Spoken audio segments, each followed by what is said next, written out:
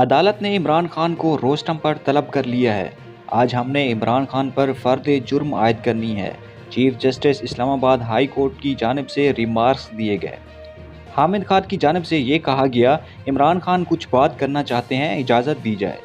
جی عمران خان بات کریں، عدالت کی جانب سے اجازت دے دی گئی ہے۔ سماعت کا باقاعدہ طور پر اب آغاز ہو چکا ہے۔ عمران خان روسٹم پر گئے۔ عمران خان نے جج سے بات کرنے کی اجازت مانگی۔ عمران خان کو بات کرنے کی اجازت ملی۔ عمران خان نے کہا، میری جج صاحبہ کو تھریٹ کرنے کا کوئی ارادہ نہیں تھا۔ میں خاتون جج کے پاس جا کر وضاحت دینے کو تیار ہوں۔ میں خاتون جج سے معافی مانگنے کو تیار ہوں۔ مستقبل میں کچھ ایسا نہیں کروں گا۔ حامد خان نے کہا، عمران خان عدالت کے سامنے نواف پیش کرنا چاہتے ہیں۔ عدالت نے عمران خان کو اجازت دے دی۔ عمران خان نے کہا، میں ہمیشہ رول آف لا کی بات کرتا ہوں۔ آپ سمجھتے ہیں کہ میں نے لائن کراس کی ہے تو میں بتانا چاہتا ہوں میں نے کبھی ایسا کرنے کی نیت نہیں کی۔